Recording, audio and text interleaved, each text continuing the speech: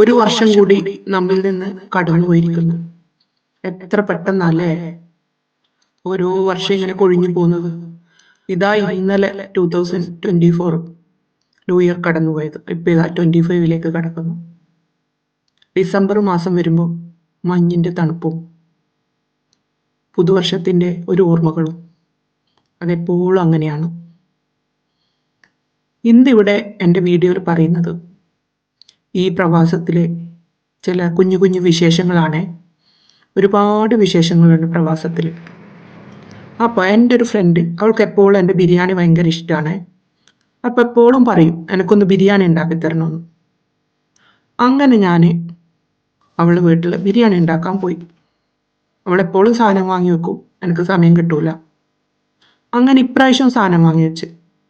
അപ്പോൾ ഞാൻ വിചാരിച്ചെന്നാലും പോയി ചെയ്തു കൊടുക്കാമെന്ന്. അങ്ങനെ ഞാൻ ബിരിയാണി ഉണ്ടാക്കാൻ പോയി. ആ ദിവസം തന്നെ വേറൊരു ഫ്രണ്ടിൻ്റെ വീട്ടിൽ നമ്മൾ ഫ്രണ്ട്സ് എല്ലാം കൂടി പോയി. എല്ലാവരും കൂടി. അപ്പോൾ അവിടെ കുറച്ച് മുരിങ്ങയില ഉണ്ട്. മുരിങ്ങയില പറിച്ചു കൊണ്ടുവന്നിട്ടുണ്ടായിരുന്നു. ബിരിയാണി വെക്കുന്ന കാര്യം പറഞ്ഞപ്പോഴാണ്, ബിരിയാണി എന്നല്ല ഏത് ഫുഡും ഞാൻ ഉണ്ടാക്കും. പക്ഷെ എനിക്ക് പറഞ്ഞു കൊടുക്കാൻ പറ്റില്ല. ഞാൻ ഓരോ പ്രാവശ്യം ഓരോ രീതിയിലേക്ക് ഉണ്ട്. ബിരിയാണി ഇങ്ങനെ ചില്ലറ മാറ്റങ്ങളെല്ലാം വരും.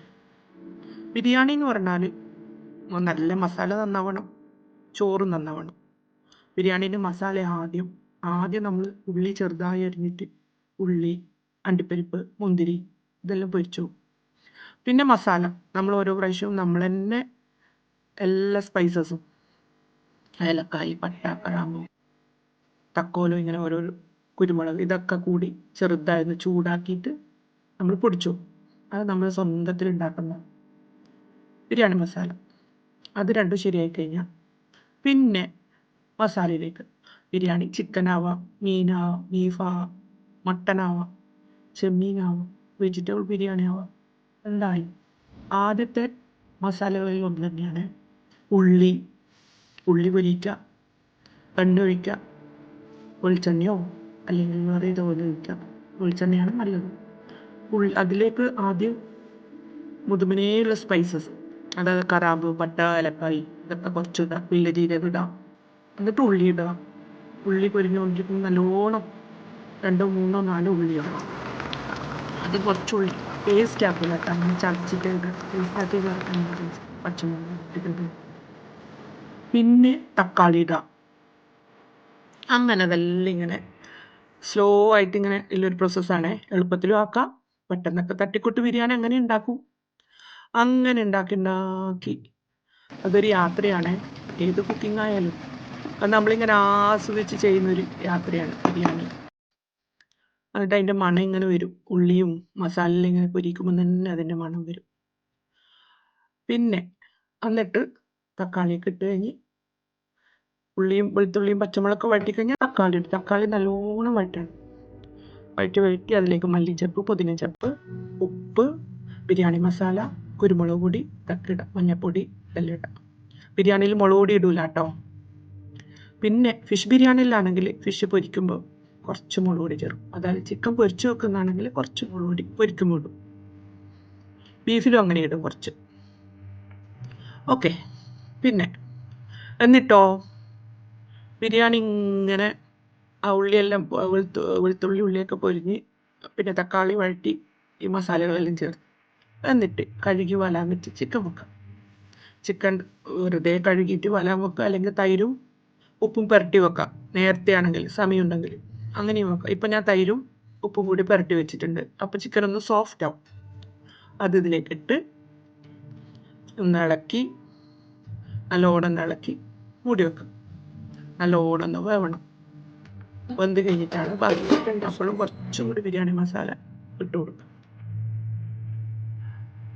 പിന്നെ നമുക്ക് ചോറ് വെക്കണം. ചോറ് നല്ല അരി ആയിരിക്കണം. നമ്മൾ കണ്ണൂക്കാർ നല്ല മണമുള്ള അരി ഉണ്ടാവും. അത് കഴുകുമ്പോൾ തന്നെ നല്ല മണം വരും. അരിയാണെങ്കിൽ നെയ്ച്ചോറ് വെച്ചിട്ട് ദമ്മിടും. അങ്ങനെയും ചെയ്യും. നീളമില്ല ബസുമതി റൈസ്, സെല്ല റൈസ് എല്ലാം ആണെങ്കിൽ ചോറ് വെച്ച് ഊക്കി അങ്ങനെയും വെക്കും കേട്ടോ. ഇപ്പം അരിയായിട്ട് നെയ്ച്ചോറ് വെച്ചിട്ട് മസാലയും ചോറും കൂടി ദമ്മിട്ട് അങ്ങനെ ബിരിയാണി. അതിൻ്റെ ഇടയിൽ മുരിങ്ങ ഇല മുരിങ്ങയില ഓരോ ഇലയും ഉയർന്നു അതാണ് മടി. നാട്ടിലുള്ള ഉമ്മാൻ്റെ കയ്യിലെല്ലാം കൊടുക്കും. അങ്ങനെ ചെയ്യാം. അത് ഈർന്ന് വെച്ച് മുരിങ്ങയിലൊരു ഒരു പ്രധാനമുണ്ട് കുറേ വെളുത്തുള്ളി, പിന്നെ ചെറുള്ളി. കടുവും ചെറുള്ളിയും വെളുത്തുള്ളിയിലാണ് ആദ്യം കാച്ചുക. നമ്മൾ കാച്ചുക എന്ന് പറയട്ടെ. കടുക് പൊട്ടിച്ചിട്ട് കുറേ വെളുത്തുള്ളിയും വേണം, പിന്നെ കുറേ തേങ്ങയും വേണം. എന്നാലാണ് മുരിങ്ങയിലൊക്കെ നല്ല ടേസ്റ്റ്. ഇത് ഇവിടുന്ന് ഫ്രണ്ടിൻ്റെ വീട്ടിൽ നല്ല മുരിങ്ങയില കേട്ടോ. ഒരു ദിവസം കഴിഞ്ഞിട്ടും ഇലയൊന്നും ഉതിർന്നു പോയിട്ടില്ല. നല്ല ടേസ്റ്റും ഉണ്ടായിരുന്നു. സാധാരണ ചില മുരിങ്ങയില ഇങ്ങനെ ചവർപ്പ് ഉണ്ടാവും കേട്ടോ ഇവിടുന്ന് വാങ്ങുന്നത്. ചില വാങ്ങുന്നതല്ല ഇവിടുന്ന് കിട്ടുന്നത്. അപ്പം നല്ല രസം ഉണ്ടായിരുന്നു. പിന്നെ ഊർന്നെടുക്കാനും നല്ല പെട്ടെന്ന് കിട്ടി. നല്ല ഇല കേട്ടോ. അവളുടെ വീട്ടിൽ പിന്നെ ഒരുപാട് പച്ചക്കറികളുണ്ട്. ഈ മുരിങ്ങയില മാത്രമല്ല, കുറേ പൂച്ചകളുണ്ട്. അങ്ങനെ ബിരിയാണി പറഞ്ഞു കൊടുക്കാൻ എൻ്റെ ഫ്ലാറ്റിൻ്റെ തൊട്ടുള്ള റൂമിൽ തന്നെയാണ് കേട്ടോ. അത് കഴിഞ്ഞ് മുരിങ്ങയില വേണം. ബിരിയാണീൻ്റെ ദമ്മിട്ടത് ശരിക്കും പറഞ്ഞില്ല. ഇത് എല്ലാവർക്കും അറിയുമെന്നറിയില്ല. നമ്മൾ ചോറ് വേറെ ഉണ്ടാക്കും, മസാല പോലെ ഉണ്ടാക്കും.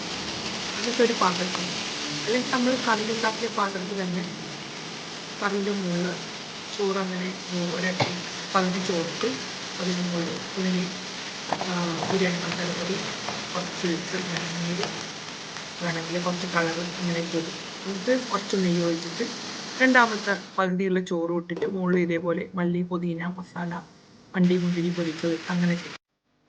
സാധാരണയായി ഞാൻ ചെയ്യാറ്, എൻ്റെ വീട്ടിൽ പണ്ടേ ചെയ്യൽ, വേറൊരു പാത്രം എടുത്തിട്ട് അല്ലെങ്കിൽ ചോറ് വെച്ച പാത്രം തന്നെ ചോറ് പകുതി കോരിയിട്ട് ഇപ്പുറത്ത് വേറെ പാത്രത്തിൽ മാറ്റി വെച്ചിട്ട് മസാല പകുതി ഇടും. എന്നിട്ട് ചോറിൻ്റെ മുകളിൽ ആദ്യം കുറച്ച് മല്ലി, പുതിന, ഉള്ളി പൊടിച്ചതൊക്കെ ഇട്ടിട്ട് മസാല ഇട്ടിട്ട് അതിൻ്റെ മുകളിൽ ചോറിട്ടിട്ട് പിന്നെ പകുതിയുള്ള മസാല ആദ്യം ഇട്ടിട്ട് അതേപോലെ പിന്നെ കോരി വെച്ച ചോറെടുത്തിട്ടിട്ട് അതിൻ്റെ മുകളിൽ അണ്ടി മുന്തിരി ഇങ്ങനെ പൊരിച്ചത്, ബിരിയാണി മസാല, മല്ലി ഇങ്ങനെ ചോദിച്ചിട്ട് നല്ല അടപ്പ് മൂടിയിട്ട്, നാട്ടിലാണെങ്കിൽ നല്ല കനൽ പൊതിക്കുന്ന വീട്, താഴത്തെ തീയൊക്കെ ഒന്ന് മാറ്റും.